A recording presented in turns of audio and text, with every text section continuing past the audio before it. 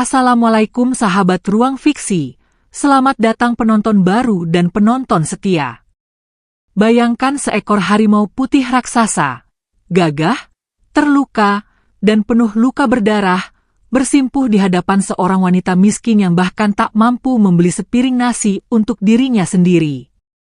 Malam itu, di bawah hujan deras dan petir yang menggelegar, si wanita menggigil menatap mata harimau yang justru memohon, seolah ingin berkata, "Tolong aku."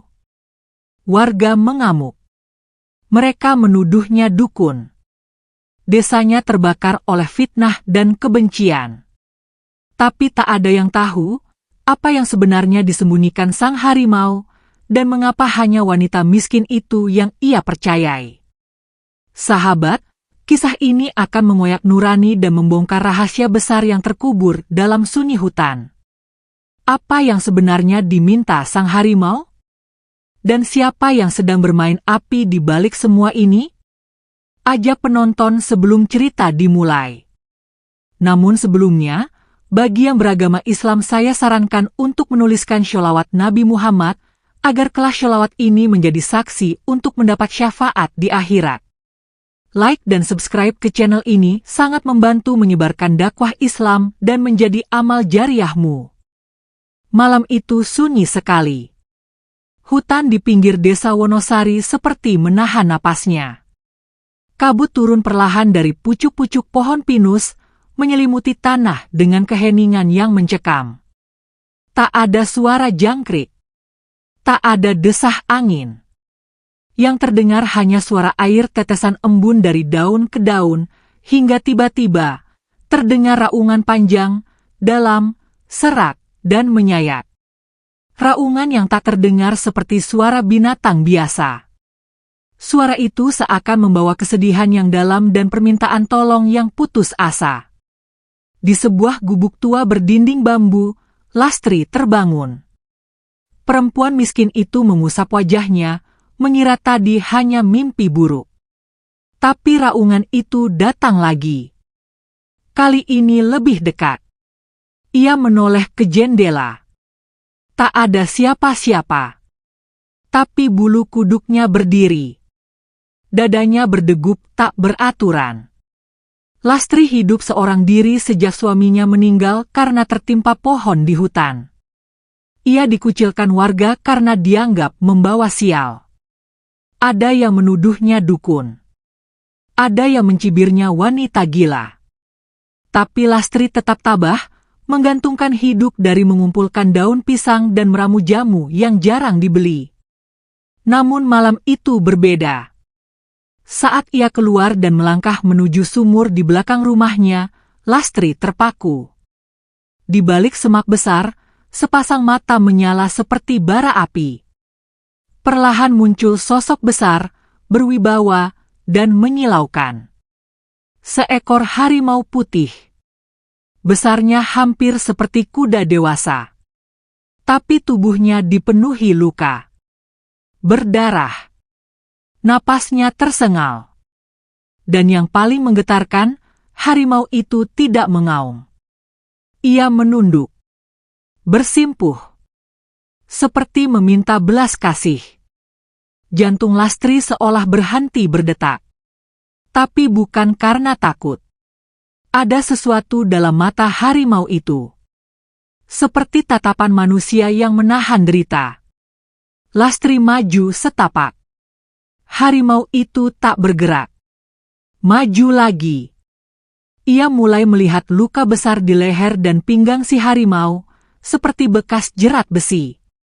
Dengan tangan gemetar, Lastri berkata lirih, "Kau kenapa bisa begini?" Harimau itu merintih pelan. Air matanya mengalir. Tanpa ragu, Lastri mengangkat ember air dan daun sirih dari timbaannya. Ia dekati sang raja hutan itu dan mulai membasuh luka-lukanya. Dalam diam, ia menangis. Ia tahu ini bukan harimau biasa. Ia tahu ada luka batin yang jauh lebih dalam dari yang tampak. Keesokan paginya, desa heboh. Seorang petani menemukan jejak cakar raksasa menuju arah rumah Lastri. Warga berkumpul, membawa obor dan golok. Itu pasti siluman. Jangan-jangan Lastri pelihara harimau jadi-jadian. Ketua RT, Pak Kamto, memimpin mereka. Sudah sering aku curiga. Dia hidup sendiri tapi gak pernah takut. Mungkin benar dia pelihara makhluk gaib. Lastri baru saja hendak menumbuk daun jambu untuk ramuan harimau, ketika puluhan warga datang menggedor rumahnya. Ia tersentak. Harimau yang tengah terbaring di bawah kolong rumah langsung bersiap. Tapi Lastri memberi isyarat dengan tangannya, "Tenang, jangan keluar." Warga memaksa masuk. Mereka mengobrak-abrik isi gubuk, mencari barang-barang mistis. Salah satu dari mereka melihat darah di dedaunan. Ini pasti darah korban. Dia pakai tumbal manusia. Lastri berusaha menjelaskan, tapi tak didengar. Mereka mengolok-oloknya, menyiram air got, dan mencaci. Namun tak satu pun dari mereka melihat harimau putih yang bersembunyi diam di kolong rumah, seolah tahu ia tak boleh menampakkan diri. Setelah warga pergi, Lastri terduduk lemas. Tapi dari kolong, terdengar suara gesekan. Harimau itu menyeret sesuatu dengan mulutnya, sebuah kantong kulit yang tampak tua dan usang. Di dalamnya, Lastri terkejut melihat sebuah medali berukir lambang kerajaan lama, dan sepotong kain batik yang basah oleh darah. "Ini? Apa ini?" bisiknya. Tatapan sang harimau menjadi sendu. Ia mendekat, menjilati tangan Lastri, lalu kembali mengerang. Dalam sekejap, kilasan aneh melintas di benak Lastri. Ia melihat bayangan seorang pangeran muda, dihianati dan diburu, berlari ke dalam hutan dengan tubuh penuh luka. Di belakangnya, pasukan bersenjata membawa panji-panji kerajaan. Lastri memejamkan mata. Ia tahu, ada sejarah kelam yang belum selesai. 3 hari berlalu. Harimau mulai membaik. Luka-lukanya mengering, walau bekas jerat masih meninggalkan guratan dalam.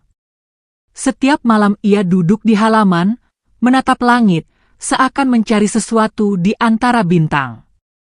Pada malam keempat, Lastri mendengar suara bisikan di mimpinya. Suara itu berat, berwibawa, namun dipenuhi luka. "Terima kasih, Lastri. Aku adalah penjaga terakhir dari garis yang dilupakan. Aku butuh pertolonganmu untuk mengembalikan apa yang telah diambil." Saat terbangun, ia mendapati harimau itu duduk menghadapnya, dan dari balik mulutnya, keluar gulungan kain tua yang ditulisi aksara kuno. Lastri menggigil. Ia tak bisa membaca tulisan itu. Tapi ia tahu, ini bukan sekadar binatang yang ia tolong.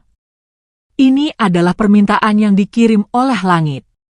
Dan ia, seorang wanita miskin yang dihina dan dicaci, dipilih untuk melanjutkan sebuah amanah besar. Dari kejauhan, hutan kembali bergemuruh. Dan Lastri tahu, ini baru permulaan dari badai yang akan datang. Pagi itu langit tampak lebih muram dari biasanya. Kabut tebal menyelimuti lereng-lereng hutan, seolah menyembunyikan sesuatu yang selama ini dijaga alam. Lastri duduk termenung di depan gubuknya, menggenggam kain tua yang diberikan sang harimau. Hatinya masih bergetar. Ia tahu hidupnya tak akan sama lagi sejak malam itu. Di dalam rumah, harimau putih itu berbaring tenang di atas anyaman daun kelapa. Meski tubuhnya masih lemah, matanya mulai kembali bersinar, memancarkan kecerdasan yang tak mungkin dimiliki hewan biasa.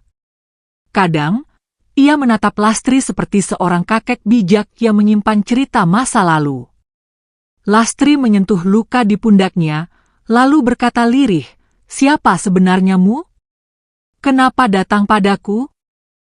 Tak ada jawaban selain helaan napas berat dari si harimau.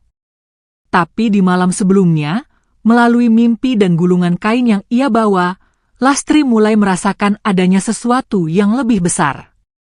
Sebuah kisah yang terkubur, tak diingat sejarah. Ia tahu bahwa gulungan itu bukan benda biasa. Tulisan di dalamnya ditorehkan dengan darah. Huruf-hurufnya melingkar seperti ular yang memakan ekornya sendiri. Ia mencoba membacanya di siang hari, tapi matanya terasa perih. Baru saat malam datang dan sinar bulan menyentuhnya, huruf-huruf itu tampak menyala samar. Namun Lastri bukan orang terpelajar. Ia hanya tahu huruf pegon yang ia pelajari dari ayahnya dulu saat kecil. Gulungan ini jelas berasal dari masa yang sangat jauh. Maka ia pun memutuskan untuk pergi ke tempat satu-satunya yang ia tahu bisa membantunya memahami gulungan ini, Kiai Abdul Jalil, seorang alim tua yang tinggal jauh di atas bukit sunyi, dikelilingi pohon waru dan bunga wijaya kusuma. Sore itu, Lastri meninggalkan harimau di gubuk, menyelimutinya dengan kain tebal dan membekalinya air serta daun obat. Ia berjalan kaki, membawa gulungan itu dalam kain lusuh. Jalanan menuju rumah Kiai Abdul Jalil bukan jalur biasa. Orang-orang bahkan menyebutnya jalur bisu, karena banyak yang berjalan di sana merasakan keheningan luar biasa, seperti dunia berhenti bicara. Namun Lastri tak gentar.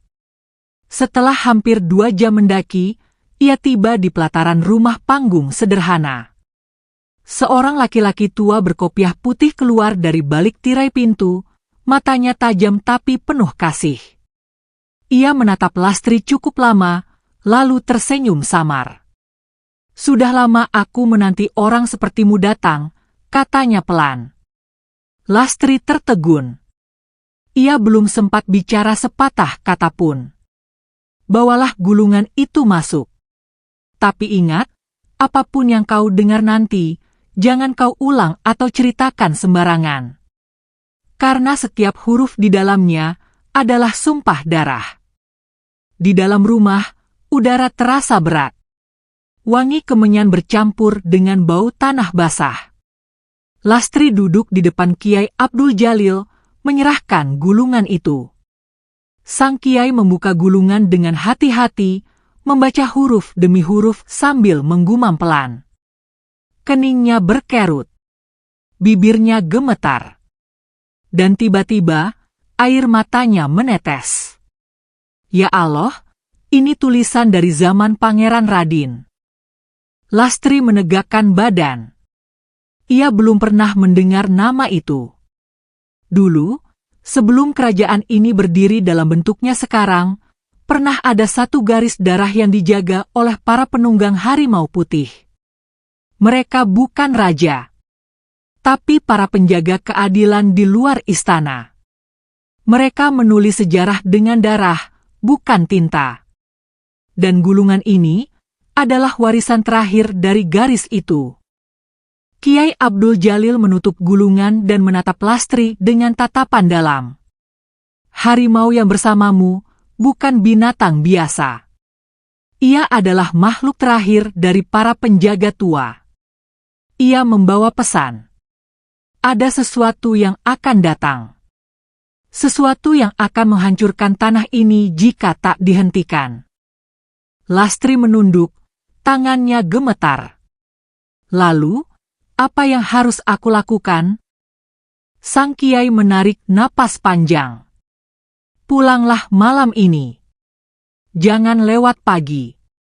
Karena mereka yang memburu harimau itu sudah tahu di mana kau tinggal." Sementara itu, di desa Wonosari, suasana mencekam. Seorang pria berjas kulit dan sepatu mengilap berdiri di depan balai desa. Ia membawa rombongan bersenjata lengkap. Matanya sipit, penuh sinis. Namanya Gunarto, utusan dari perusahaan tambang besar yang beberapa minggu terakhir mencoba mengambil alih lahan hutan adat. Gubuk itu harus disisir. "Kami punya informasi penting," ujarnya dingin kepada kepala desa. Pak Kamto, yang selama ini diam-diam menerima uang dari Gunarto, hanya mengangguk. Malam itu, 6 pria bayaran menyusup menuju rumah Lastri. Mereka membawa senapan, jerat baja, dan tali penunduk. Mereka tidak peduli siapa yang ada di dalam rumah. Yang penting, harimau putih harus ditangkap atau dibunuh. Namun mereka tak tahu, saat mereka menginjakan kaki di tanah pekarangan Lastri, angin mulai berubah arah. Suara-suara dari dalam tanah mulai menggema. Lastri pulang dalam gelap. Langkahnya cepat. Napasnya tak teratur. Hatinya gelisah. Saat ia hampir sampai, ia melihat api dari kejauhan. Obor. Suara laki-laki. Teriakan kasar. Ia berlari. Sampai di depan gubuk, ia terkejut melihat pintu sudah jebol. Di dalam, lantai penuh jejak kaki berlumpur. Tapi tak ada mayat. Tak ada harimau. Lastri menggigil. "Di mana kau?" Tiba-tiba, dari dalam semak, muncul suara erangan lemah.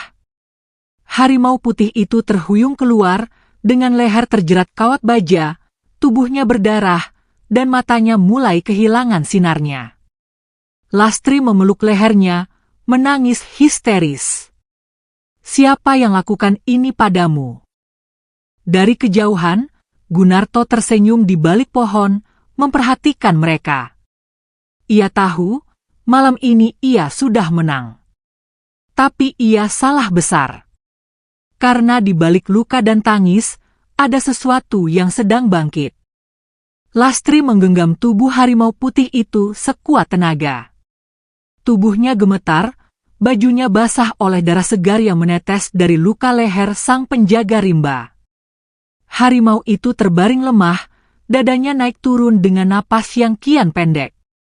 Matanya masih terbuka, menatap Lastri dengan sisa cahaya yang hampir padam. Tapi dalam tatapan itu, masih tersisa kekuatannya menolak untuk menyerah.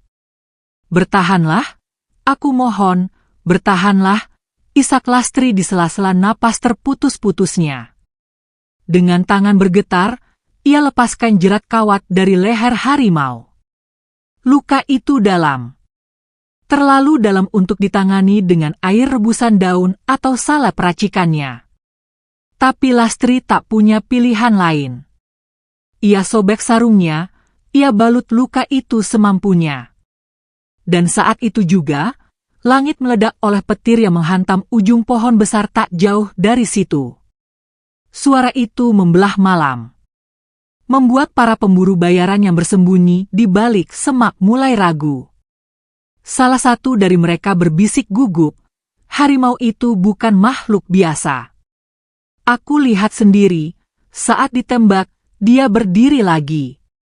Matanya bukan mata binatang." Tapi Gunarto, yang berdiri agak jauh di atas batu besar, malah terkekeh dingin. Tak ada makhluk yang kebal peluru. Yang ada hanya legenda yang dibuat orang-orang bodoh. Namun sebelum dia sempat memberi aba-aba untuk menembak, tanah di bawah mereka bergeletar pelan. Daun-daun bergoyang. Burung-burung malam beterbangan. Dan dari kejauhan, terdengar suara, bukan auman, bukan geraman, tapi nyanyian. Nyanyian aneh. Terdengar seperti gabungan antara suara angin, desir bambu, dan ratapan manusia. Nyanyian itu datang dari dalam hutan. Mengalun pelan tapi mengguncang dada, seolah menyeret rasa takut dari tulang paling dalam. Gunarto terdiam. Wajahnya mulai kehilangan senyuman. "Siapkan senjata," bisiknya pelan. Tapi tangannya sendiri mulai gemetar. Di dalam gubuk, Lastri menyalakan api. Ia taburkan daun kemenyan, lalu meletakkan kepala harimau di pangkuannya. Bibirnya komat kamit, melafalkan doa-doa yang diajarkan almarhum ayahnya. Tak ada satupun dari itu yang ia hafal sempurna, tapi malam itu, semua keluar dari hatinya. Harimau itu mendekatkan moncongnya ke dada Lastri. Lalu, terjadi sesuatu yang tak pernah bisa dijelaskan oleh akal manusia. Sebuah cahaya merah gelap keluar dari dada harimau, menembus tubuh Lastri. Bukan menyakiti, tapi menyatu. Dalam sekejap, Lastri melihat kilatan-kilatan masa lalu. Ia melihat pasukan berkuda mengenakan baju besi, membawa panji-panji merah bergambar harimau putih. Ia melihat pangeran muda diseret ke dalam hutan oleh pasukan pemberontak. Ia melihat seekor harimau menyelamatkan sang pangeran, lalu menjaganya sampai ajal. Dan ia melihat sosok perempuan tua berkerudung lusuh, persis seperti dirinya, menyentuh kepala harimau dan berkata, "Saat dunia lupa pada kebenaran, hanya wanita terbuang yang akan diberi penglihatan." Lastri terbangun dari penglihatan itu dengan tubuh berkeringat. Harimau di pangkuannya masih bernapas. Tapi kini, luka di lehernya mulai menutup. Seperti dijahit oleh cahaya yang tak terlihat. Lastri tahu, ia telah menjadi penjaga baru. Di luar gubuk, rombongan pemburu mulai gelisah. Tanah di bawah kaki mereka terus bergetar, meski tak ada angin. Tiba-tiba, dari balik pohon besar, muncul dua pasang mata bercahaya. Harimau lain. Lalu satu lagi. Lalu satu lagi. Dalam sekejap, lebih dari 5 harimau putih muncul dari dalam rimba. Tapi tubuh mereka tak biasa. Besar, bersinar, dan tak meninggalkan jejak di tanah. Seolah berjalan di antara dua dunia. Para pemburu panik. Lari. Ini bukan binatang biasa. Gunarto menjerit. Tapi saat ia berbalik, seekor harimau sudah berdiri tepat di belakangnya. Menatapnya tanpa suara. Tapi tatapan itu mengungkapkan seluruh dosa dan kerakusannya. Dalam sekejap, ia berteriak seperti orang kesurupan dan melarikan diri ke arah hutan. Tak ada yang mengejarnya. Tapi tak ada yang pernah melihatnya kembali. Pagi harinya, kabar tentang serangan siluman harimau putih menyebar cepat ke seluruh desa. Tapi anehnya, tak satu pun warga yang berani datang ke gubuk Lastri lagi. Bahkan kepala desa yang dulu ikut menuduhnya, kini menunduk diam setiap kali namanya disebut. Lastri tetap tinggal di gubuknya. Bersama harimau putih yang kini tampak semakin sehat, bahkan semakin bersinar. Mereka tidak bicara.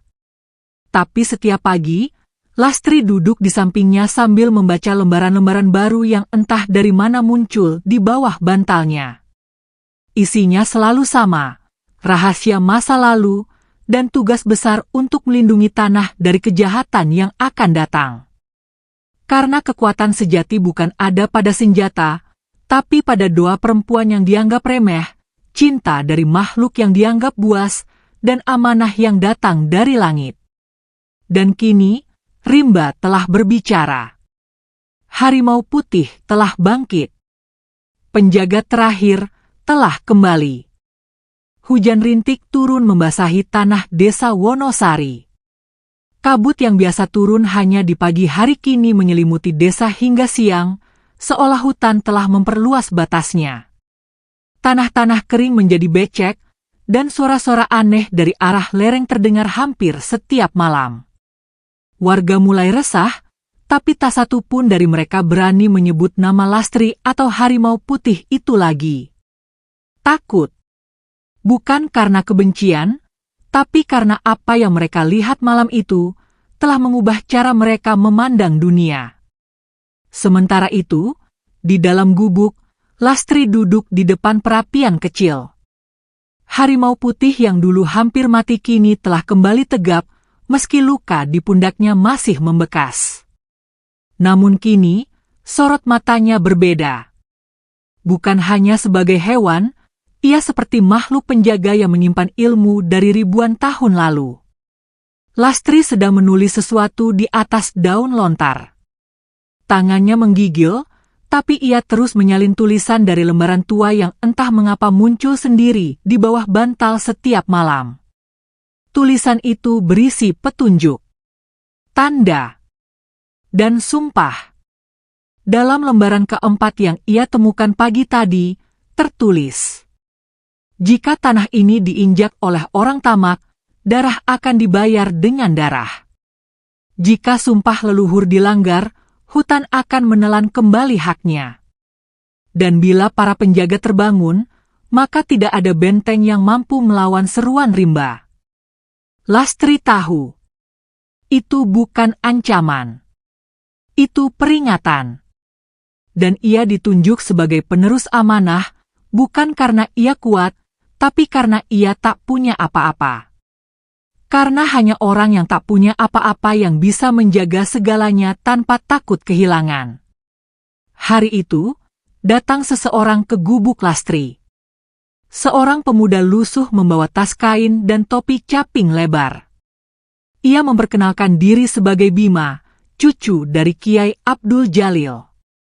Wajahnya bersih, tapi penuh guratan beban. Ia mengatakan bahwa kakeknya telah wafat semalam, namun sebelum menghembuskan napas terakhir, sang kiai berpesan, "Pergilah kepada Lastri. Bawakan ia ini. Katakan, sudah waktunya membuka gerbang terakhir." Bima lalu menyerahkan sebilah kayu kecil yang tampak biasa. Tapi begitu Lastri menyentuhnya, kayu itu pecah sendiri dan mengeluarkan potongan peta. Peta itu menunjukkan lokasi jauh di tengah hutan, sebuah bukit bernama Gunung Kemuning, tempat di mana dahulu para penjaga lama menyembunyikan sesuatu yang disebut taring kebenaran. Bima menjelaskan bahwa taring itu bukan senjata biasa, tapi sebuah artefak yang dipercaya bisa memanggil semua penjaga rimba dari masa ke masa. Ia hanya bisa ditemukan oleh pewaris sejati. Dan satu-satunya petunjuk untuk menemukannya adalah harimau putih itu. Malam harinya, Lastri berkemas. Ia membawa air, ramuan, dan daun lontar sebagai penunjuk jalan. Harimau putih itu berdiri tegak di sampingnya, seolah sudah menunggu perintah. Bima ikut. Meski takut, ia tahu jalan ini bukan untuk diselesaikan satu orang. Perjalanan ke Gunung Kemuning bukan sekadar melewati hutan. Itu seperti memasuki alam yang tak diatur waktu. Burung-burung tak bersuara. Daun-daun bergerak sendiri tanpa angin. Dan kadang, Lastri melihat bayangan orang-orang berwajah asing berjalan searah dengan mereka, lalu menghilang di antara pohon. "Jangan bicara," bisik harimau putih dalam pikirannya. "Ini tanah suci." Mereka mendengar. Lastri menunduk. Tak membalas. Tapi langkahnya tetap mantap. Setelah berjam-jam berjalan, mereka tiba di kaki Bukit Kemuning. Di sana, berdiri batu tinggi menyerupai gerbang, berlumut dan tertutup tanaman liar. Di tengah batu itu, terdapat cekungan seukuran cakar harimau. Tanpa ragu, sang harimau meletakkan cakarnya di sana. Tanah berguncang. Batu bergeser. Sebuah celah terbuka, mengarah ke bawah tanah. Bima menyalakan obor, mereka masuk ke lorong yang dipenuhi akar pohon. Di dindingnya, ukiran-ukiran kuno menggambarkan pertempuran besar antara manusia dan makhluk rimba. Ada satu lukisan yang membuat Lastri terpaku, seorang perempuan berkerudung lusuh berdiri di antara harimau dan manusia, menjadi penengah dalam perang besar. Wajahnya persis seperti dirinya. Lorong itu berakhir di sebuah ruang batu dengan satu altar di tengah. Di atasnya, tergeletak sebuah taring harimau raksasa yang bercahaya merah samar. Lastri mendekat. Tapi saat ia menyentuhnya, taring itu mencair seperti embun. lalu masuk ke telapak tangannya, membuatnya tersentak. Seketika, dada Lastri bersinar, dan matanya memantulkan cahaya merah darah. Ia melihat bayangan orang-orang datang. Pasukan tambang, buldozer, kapal pengangkut, dan darah. Banyak darah. Hutan ditebang. Makhluk-makhluk rimba diburu. Anak-anak desa menangis. Dunia bergetar. Tapi kemudian ia melihat dirinya sendiri berdiri di depan pasukan itu, diapit oleh harimau-harimau putih. Dan di belakang mereka, gunung-gunung berdiri tegak, tak tersentuh, menyimpan nyawa alam. Lastri pingsan. Saat ia terbangun, ia sudah di luar lorong. Harimau putih duduk di sampingnya. Bima menjaga dengan cemas.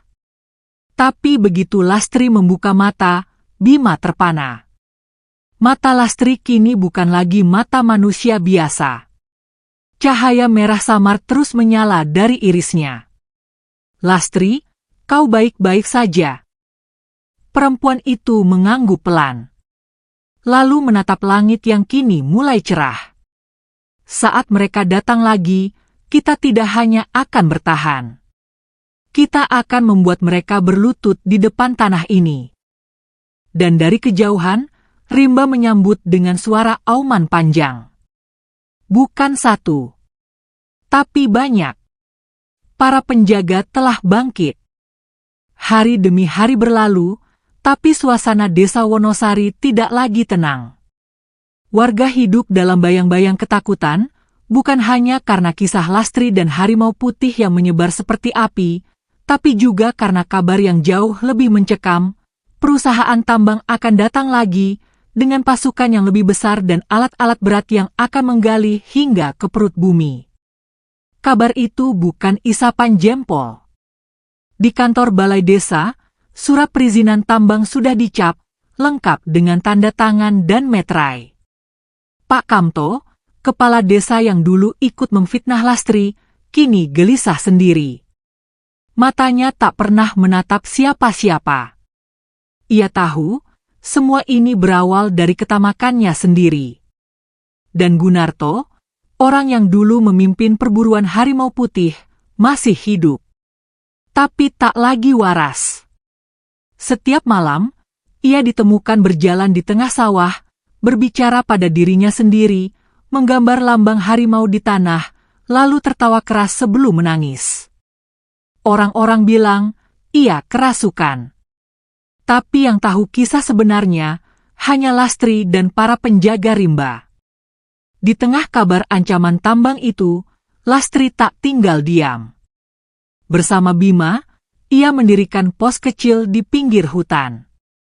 Di sanalah ia mulai mencatat tanda-tanda alam yang berubah. Tanah yang mulai menghitam. Pohon yang daunnya gugur tak wajar. Mata air yang dulu jernih kini mengalirkan air berwarna kecoklatan. Tapi bukan hanya itu. Setiap malam, Lastri menerima mimpi yang sama. Ia melihat wajah-wajah yang tidak ia kenal, menjerit meminta pertolongan. Wajah anak-anak kecil yang dipeluk ibunya sambil berlari di tengah asap dan api. Lalu, suara harimau. Bukan satu, tapi seperti suatu paduan suara alam yang menyanyikan ratapan panjang. Tanah ini akan ditelan. Jika penjaganya tak berdiri, semuanya akan binasa. Lastri terbangun dengan keringat dingin. Dan di luar gubuk, harimau putih itu selalu duduk menunggu. Seperti tahu apa yang baru saja terjadi. Aku siap, ucap Lastri suatu malam. Kalau aku memang dipilih, maka aku akan melawan. Harimau itu mengangguk pelan. Malam itu juga, mereka memulai ritual pemanggilan leluhur. Sebuah prosesi kuno yang hanya bisa dilakukan oleh perempuan terpilih dari garis perempuan pertama penjaga tanah. Lastri menabur bunga Wijaya Kusuma, membaca doa dari lembaran lontar yang ia temukan, dan membakar akar bajakah dalam api hening. Udara berubah. Langit menjadi merah samar. Dan dari tengah hutan, muncul makhluk-makhluk yang tidak lagi dikenal manusia zaman sekarang. Burung bermata 3. Rusa bercula emas. Ular bersisik perak. Mereka semua berdiri di sekeliling Lastri, mengelilingi api, diam, tapi penuh makna. Kemudian, dari tengah lingkaran itu, harimau putih yang menyertainya sejak awal mengaum keras, lalu tubuhnya perlahan-lahan berubah. Ia berdiri dengan 2 kaki, menjadi makhluk separuh manusia, separuh harimau. Tapi bukan siluman. Ia adalah penjelmaan semangat para penjaga tua yang hanya akan bangkit saat dunia benar-benar diambang kehancuran. Lastri tersungkur, menangis. Apa yang sebenarnya sedang terjadi? Dan suara itu datang. Bukan dari makhluk itu, tapi dari dalam jiwanya sendiri. Ini adalah warisan yang kalian lupakan. Tapi tanah tak pernah lupa. Ia hanya menunggu. Kini, saat mereka datang untuk menggali, biarkan tanah bicara sendiri. Keesokan harinya, Lastri dan Bima menuju balai desa. Mereka membawa lembaran-lembaran tua yang kini bisa dibaca jelas setelah taring kebenaran bersatu dalam tubuh Lastri. Mereka menyerahkan semua itu ke kepala desa dan warga yang berkumpul, dokumen tanah adat, garis leluhur, dan bukti bahwa lahan yang hendak digusur itu adalah warisan suci. Namun kepala desa hanya menggeleng. Tak bisa, Lastri, ini sudah jadi keputusan pemerintah kabupaten. Kita tak bisa melawan, uangnya terlalu besar.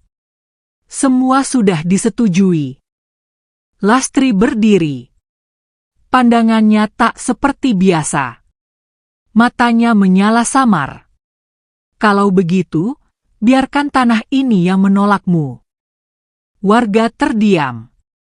3 hari kemudian, rombongan perusahaan tambang datang.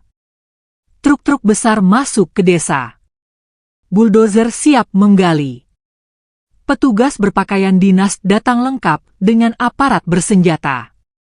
Mereka tak peduli dengan suara warga, apalagi suara Lastri. Tapi saat mereka mulai menyalakan mesin, tanah di bawah mereka mulai pecah perlahan. Akar-akar besar muncul dari dalam, melilit ban-ban baja. Mesin mendadak mati. Burung-burung beterbangan tak tentu arah. Dan dari arah hutan, suara auman menggetarkan udara. Tiba-tiba, puluhan harimau putih muncul dari balik kabut. Mereka tidak menyerang. Mereka hanya berdiri, mengelilingi truk-truk dan manusia-manusia yang datang untuk menghancurkan. Dan dari tengah lingkaran itu, muncul Lastri. Dengan jubah putih sederhana, dan kain merah yang berkibar dari pinggangnya. Di dadanya tergantung liontin kecil berbentuk taring. Ia berdiri tanpa senjata. Tapi tidak ada satupun yang berani mendekat. Karena di belakangnya, Rimba telah bangkit.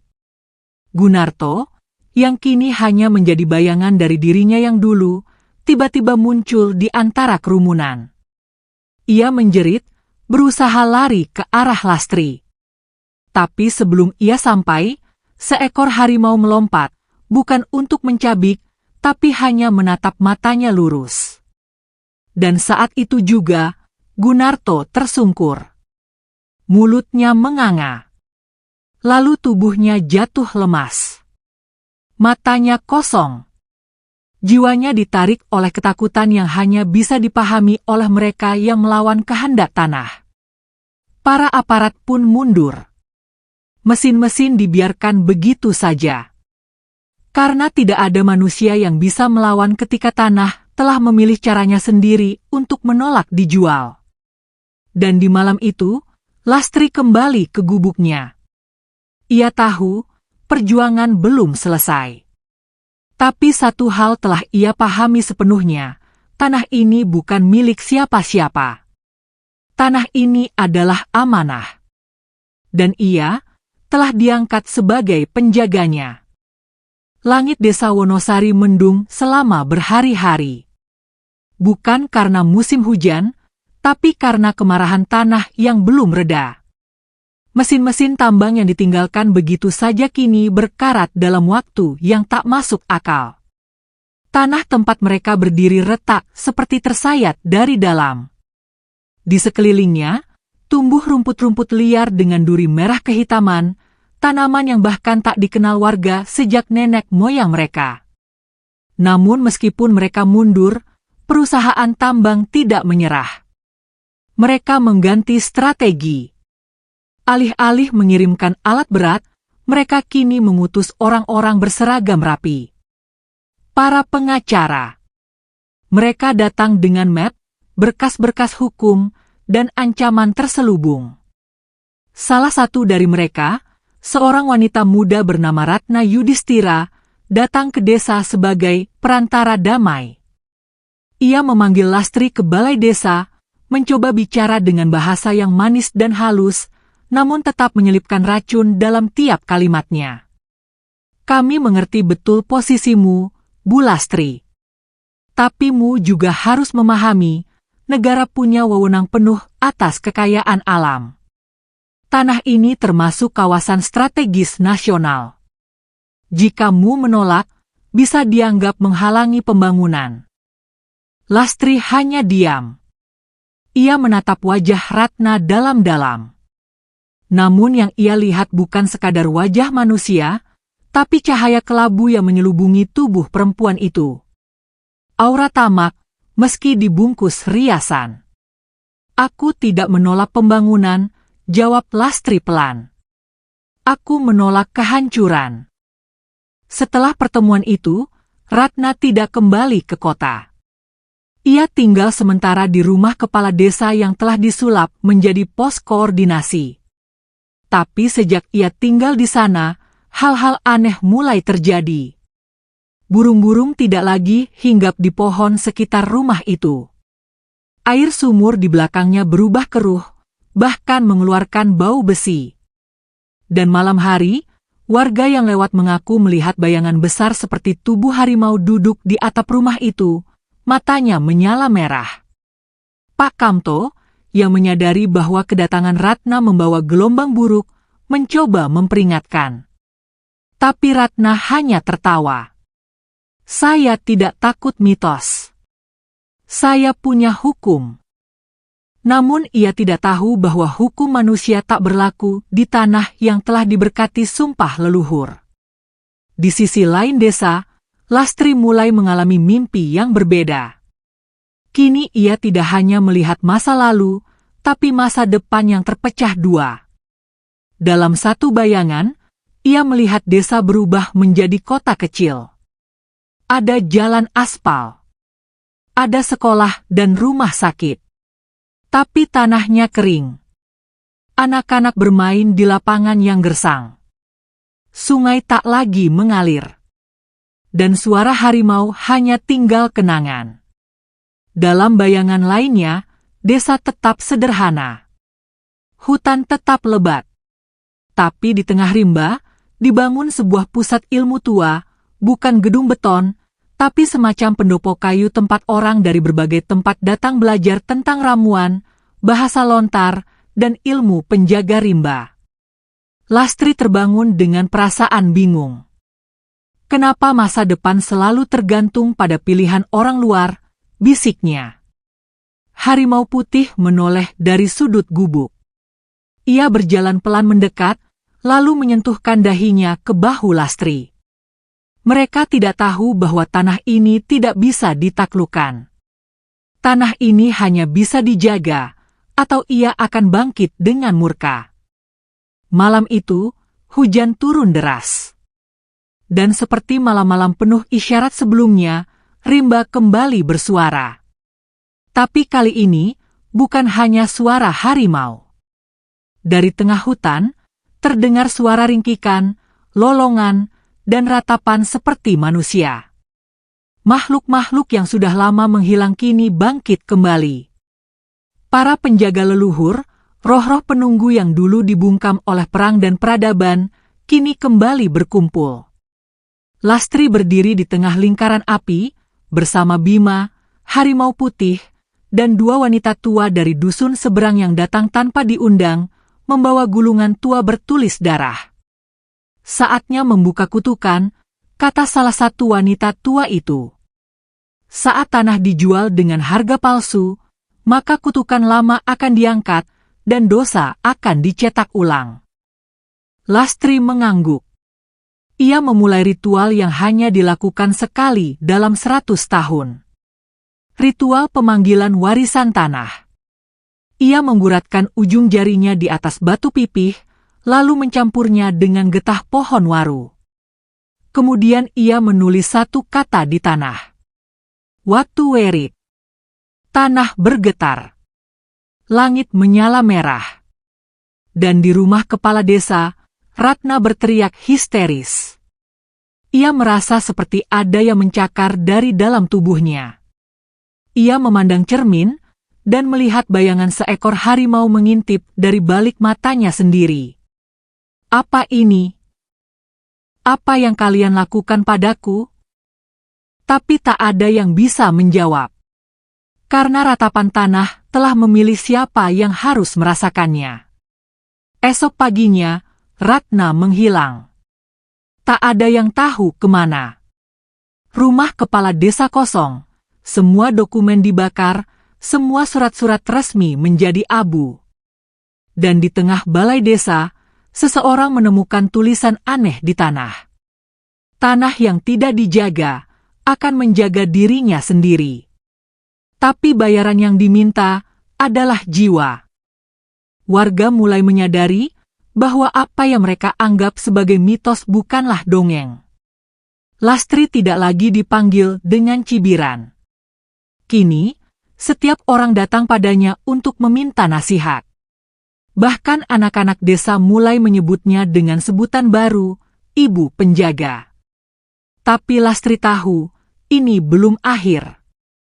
Karena malam harinya, di dalam gubuk, sang harimau putih kembali bicara lewat bisikan.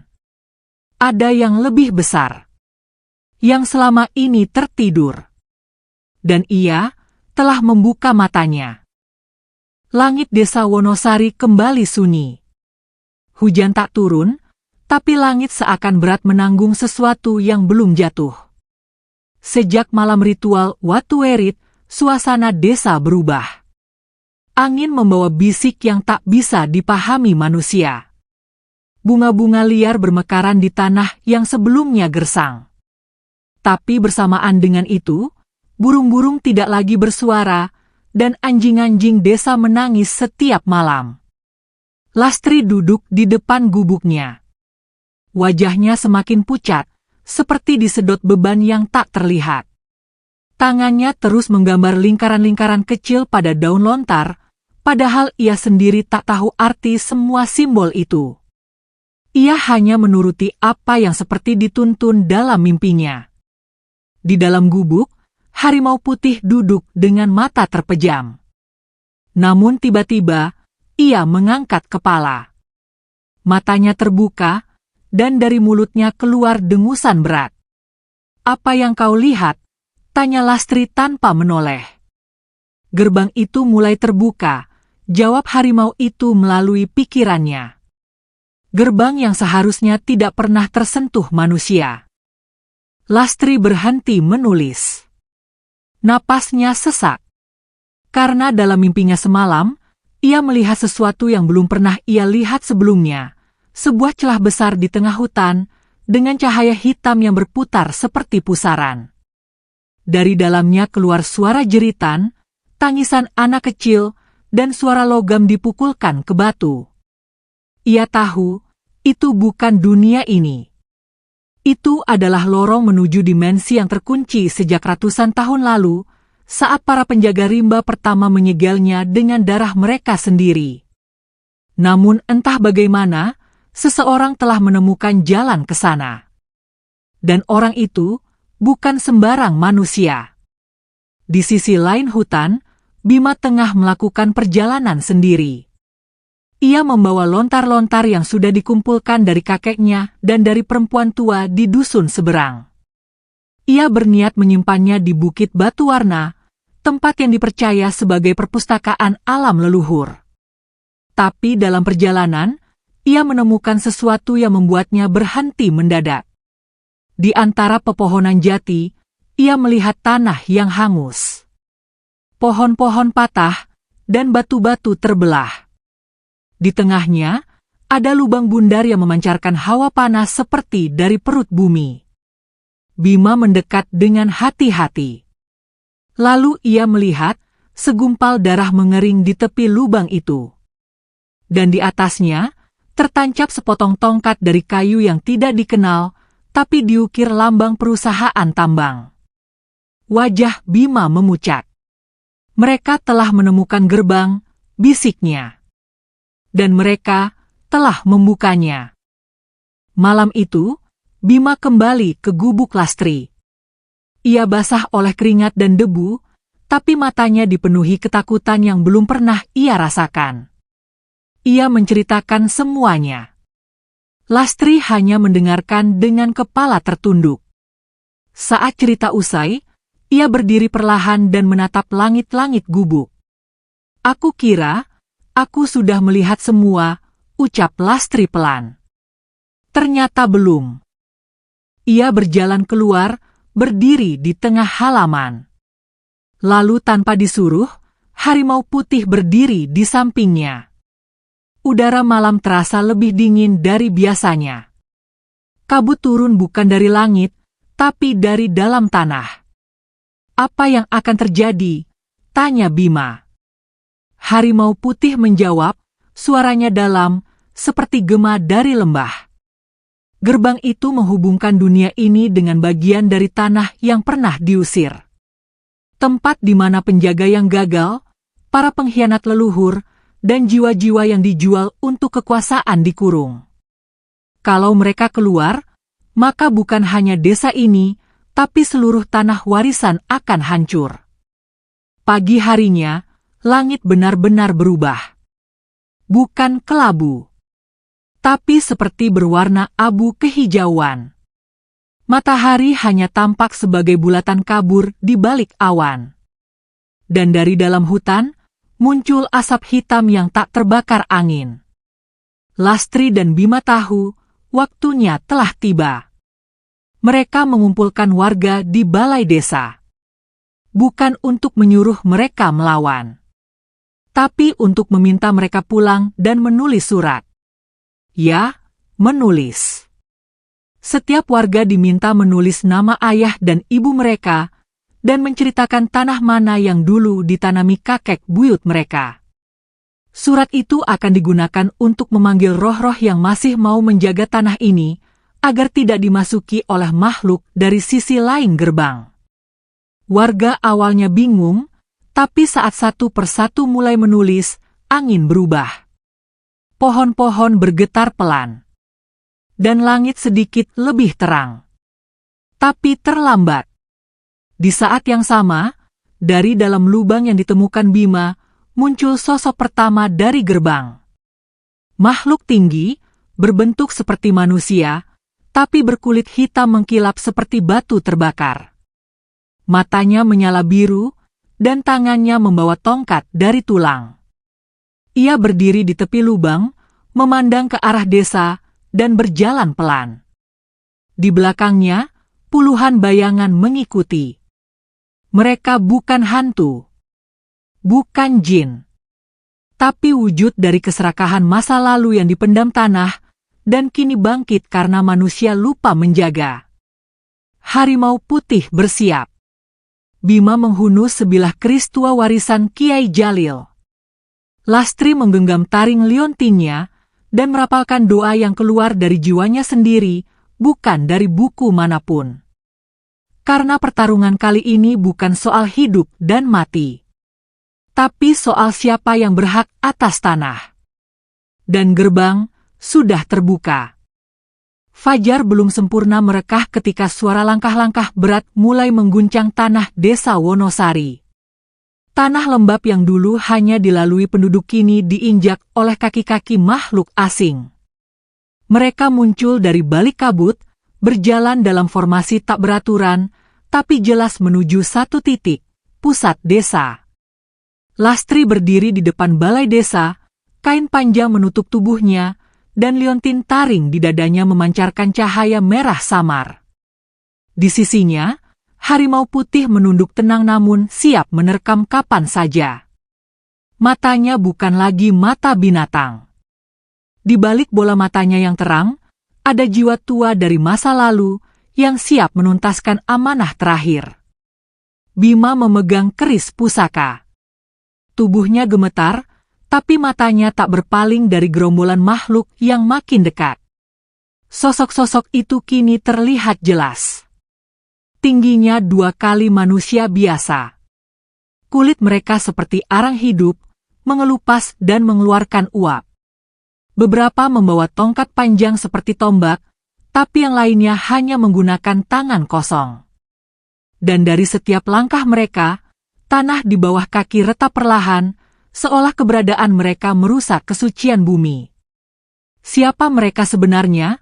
Tanya Bima, suaranya nyaris tak terdengar. Lastri menjawab tanpa menoleh, mereka bukan dari dunia ini. Mereka adalah kepingan dari dosa manusia zaman dulu. Penjaga yang pernah gagal. Pengkhianat yang menjual tanah warisan demi emas. Jiwa-jiwa yang tak diterima bumi, tapi juga ditolak langit. Dan mereka datang untuk mengambil kembali tanah yang dulu mereka rugikan. Satu makhluk berhenti di depan Lastri. Ia tak bicara dengan mulut, tapi suaranya masuk langsung ke kepala siapapun yang melihat matanya. Tanah ini milik kami. Kami menandainya dengan darah saatmu belum dilahirkan. Lastri mengangkat tangan kanan. Liontin taring di dadanya menyala terang, membuat makhluk itu mundur setapak. Tanah ini tidak bisa dimiliki. Hanya bisa dijaga, sahut Lastri tegas. Makhluk itu menyeringai, matanya menyipit. Lalu jaga. Sampai mu hancur. Dan pertarungan pun dimulai. Tapi ini bukan perang dengan senjata. Tak ada pedang atau peluru. Ini adalah perang antara keyakinan dan kutukan, antara jiwa murni dan hasrat rakus. Makhluk-makhluk kegelapan itu melemparkan gelombang energi hitam dari tangan mereka, membakar tanah dan mengubah rumput menjadi arang. Tapi sebelum api itu menyentuh desa, cahaya merah dari liontin Lastri membentuk semacam perisai besar, menyelimuti seluruh tanah warisan warga. Beberapa warga yang telah menulis nama leluhur mereka mulai merasakan getaran dalam dada.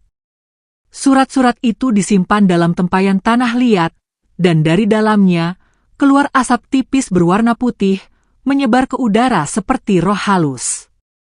Asap itu mengitari para penjaga, memperkuat barisan mereka. Bima, dengan keris di tangan, memutar tubuhnya mengelak dari semburan api hitam. Ia menusuk salah satu makhluk tepat di dada, dan tubuh makhluk itu mencair seperti lumpur panas, lalu menguap. Harimau putih menerjang, mengaum dengan kekuatan menggetarkan udara. Setiap aumannya membuat makhluk-makhluk itu memegangi kepala mereka, berteriak dalam bahasa yang tak bisa dimengerti. Namun jumlah mereka terlalu banyak. Perlahan-lahan, cahaya liontin Lastri mulai redup. Melihat itu, Lastri berlutut. Ia menancapkan jarinya ke tanah, dan mulai melafalkan satu mantra yang tidak pernah ia pelajari. Mantra itu keluar sendiri dari mulutnya, seolah diwariskan langsung oleh tanah. Wahai tanah yang telah menyaksikan darah, air mata, dan doa, bangkitlah dari tidurmu. Lindungilah anak-anakmu. Tiba-tiba, bumi bergetar. Retakan-retakan kecil muncul dari setiap sisi desa. Dari dalamnya, keluar akar-akar besar dan bercahaya, menjalar cepat seperti ular. Akar-akar itu menghantam makhluk-makhluk hitam, membelit mereka, lalu menarik mereka kembali ke tanah yang mereka coba rusak. Tanah telah murka, dan ia memilih untuk menelan semua yang tidak menghormatinya. Satu persatu, makhluk-makhluk itu jatuh. Tubuh mereka menyatu kembali dengan tanah, tapi tak seperti pemakaman, ini adalah penguncian. Mereka tidak kembali ke asal, tapi dikurung lebih dalam, lebih jauh, lebih gelap. Dalam sekejap, kabut hitam sirna. Langit cerah perlahan. Angin kembali berembus. Dan suara jangkrik yang telah lama menghilang, kini terdengar kembali di kejauhan. Lastri jatuh terduduk. Napasnya terengah. Cahaya dari liontin taring kini menghilang sepenuhnya. Di sampingnya, harimau putih duduk tenang. Tapi tubuhnya mulai memudar. "Apa yang terjadi padamu?" tanya Lastri lirih. "Amanah sudah selesai," jawab sang harimau dalam pikirannya. "Kau telah menjadi penjaga sejati." Lastri menahan tangis. Tapi ia tahu, semua ini memang bukan untuk dimiliki. Bahkan penjaga pun tidak kekal. Hanya tugasnya yang abadi. Harimau itu menunduk sekali, lalu tubuhnya perlahan-lahan berubah menjadi cahaya putih yang menyebar ke udara, lalu masuk ke tanah dan menghilang tanpa jejak. Malam itu, Lastri berdiri sendirian di tengah lapangan desa. Ia menatap langit yang kini dipenuhi bintang. Bima datang mendekat, membawa tempayan-tempayan tanah berisi nama-nama warga. Semua surat sudah dibakar dalam upacara, abu-abunya dikembalikan ke tanah, katanya. Lastri mengangguk pelan. Tanah ini telah diingatkan. Tapi ini belum akhir. Akan selalu ada yang datang dengan niat buruk. Bima mengangguk. Dan akan selalu ada penjaga yang dipilih. Lastri menatap tanah, lalu meletakkan telapak tangannya di atasnya. "Kalau begitu, aku akan tetap di sini." Sampai tanah sendiri berkata, "Sudah cukup." Dan dari jauh, dari hutan yang sunyi, terdengar satu auman panjang. Tapi bukan dari harimau, dari tanah itu sendiri. Suara yang berkata, "Aku belum selesai." Sudah 3 bulan sejak pertarungan itu terjadi. Desa Wonosari tampak tenang dari luar, anak-anak kembali bermain di ladang, para petani menanam padi, dan suara azan kembali menggema di musala kayu kecil yang nyaris roboh oleh usia.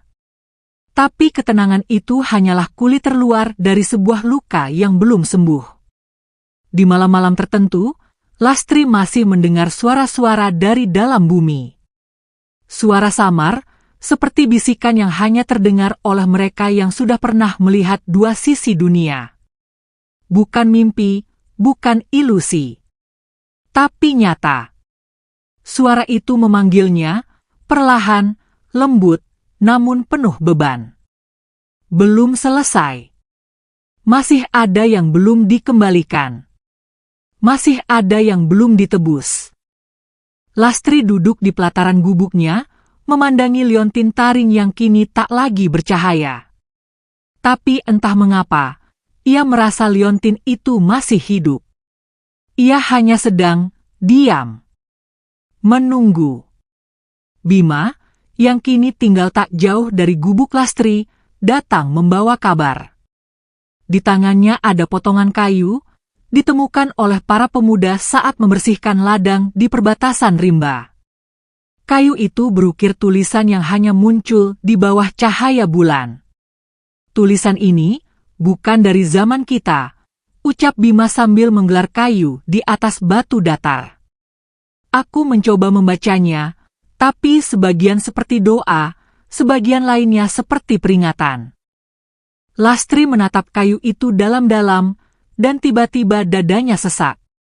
Mata liontinnya berkedip sekali. Dan di saat yang sama, tanah di bawah mereka bergetar pelan, seperti napas tertahan dari perut bumi. Ada yang dikubur, bukan dengan restu tanah, bisik Lastri. Ada darah yang tidak pernah kembali ke asalnya. Malam itu, Lastri melakukan tapa bisu di bawah pohon jati tua di ujung desa. Ia membakar kemenyan dari akar bajakah dan meletakkan kayu bertulis itu di depannya. Suara jangkrik dan serangga menghilang, udara berhenti bergerak. Lalu, dari balik kabut tipis, muncul sosok laki-laki berjubah tua, tanpa wajah, melayang tanpa menginjak tanah. Ia tak berkata sepatah kata pun. Tapi ia mengangkat tangannya, menunjuk ke arah utara desa, tempat di mana dahulu para penjajah pernah membangun markas tersembunyi, yang kemudian hilang dari peta setelah kemerdekaan. Lastri membuka mata. Aku tahu tempat itu, katanya pada Bima keesokan harinya. Dulu almarhum bapakku pernah berkata, di balik ladang kapuk itu ada gua yang tak boleh dimasuki. Karena di dalamnya, tertanam tubuh seorang, raja palsu, yang memanggil kegelapan agar diberi kuasa atas tanah ini. Bima terdiam. Jadi, selama ini kita hanya memerangi makhluk yang keluar dari gerbang, tapi belum menutup pintunya? Lastri mengangguk pelan. Gerbang itu masih menyisakan lubang. Dan selama lubang itu belum ditutup dengan darah yang sesuai, bisikan akan terus muncul. Tanah belum tenang. Pagi-pagi buta, mereka pergi ke arah ladang kapuk. Tempat itu sudah lama tak terurus. Rumput liar tumbuh hingga setinggi pinggang. Tak ada orang berani ke sana karena dulu sering ditemukan hewan ternak mati tanpa sebab. Warga menyebutnya tempat angker, dan dibiarkan begitu saja. Tapi Lastri tahu, di balik semak dan akar itu, ada sesuatu yang harus dikembalikan ke tanah. Mereka menemukan pintu gua kecil, tertutup batu dan lumpur. Lastri mengusap batu itu dengan tangan kosong, dan begitu jari-jarinya menyentuh permukaan, batu itu retak dan membuka sendiri. Di baliknya, lorong gelap terbuka, menghembuskan bau tanah basah bercampur darah tua. Bima menyalakan obor. Lastri masuk lebih dulu. Lorong itu sempit, lembab, dan penuh cap jari di dindingnya, tapi bukan cap jari manusia biasa. Jarinya panjang, dan banyak di antaranya memiliki lebih dari 5 ruas. Di ujung lorong, mereka menemukan ruang kecil berbentuk kubah, dengan satu batu nisan besar di tengahnya. Namun nisan itu tidak bertuliskan nama. Hanya satu simbol, mata harimau menangis. Lastri mendekat. Ia duduk bersila di depan batu itu, lalu mulai membaca doa dari dalam hati. Tapi sebelum selesai, lantai gua bergetar. Batu nisan bergeser sendiri, dan dari celah di bawahnya keluar uap merah pekat yang membentuk sosok kabur. Sosok itu seperti laki-laki berpakaian bangsawan, namun wajahnya tak pernah utuh. Di matanya ada 2 lingkaran kosong, dan dari mulutnya mengalir darah hitam. Aku, pemilik pertama tanah ini. Tapi aku menjualnya untuk tahta. Suara itu bergema di seluruh gua. Bima mundur, tubuhnya dingin. Aku menyesal, tapi tubuhku dikurung, tak bisa menyatu dengan tanah. Maka bisikanku menyebar, mengundang mereka yang serupa denganku. Lastri menangis. Lalu bagaimana caranya menebus semua ini? Sosok itu menunjuk pada liontin taring di dada Lastri. Berikan aku cahaya itu. Biarkan aku menyatu.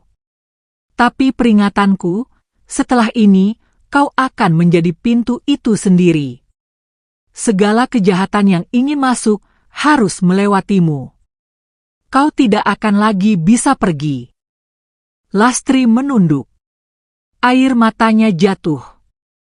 Ia tahu, ini bukan pilihan. Ini pengabdian. Dengan tangan gemetar, ia memegang liontin itu dan menekankannya ke dada sosok itu. Seketika, cahaya merah menyilaukan gua, dan suara jeritan menggema panjang. Batu-batu runtuh, tapi tak melukai mereka. Tubuh bayangan itu menyatu dalam cahaya, lalu menghilang.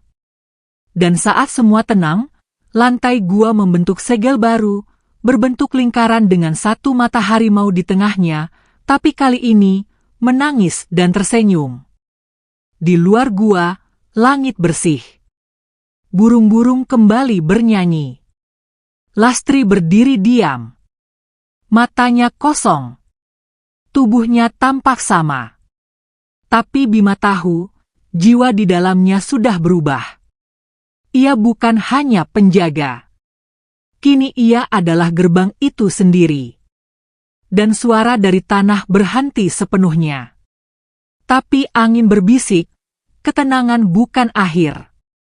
Hanya waktu istirahat sebelum yang berikutnya datang. Lastri tersenyum tipis, menatap Cakrawala.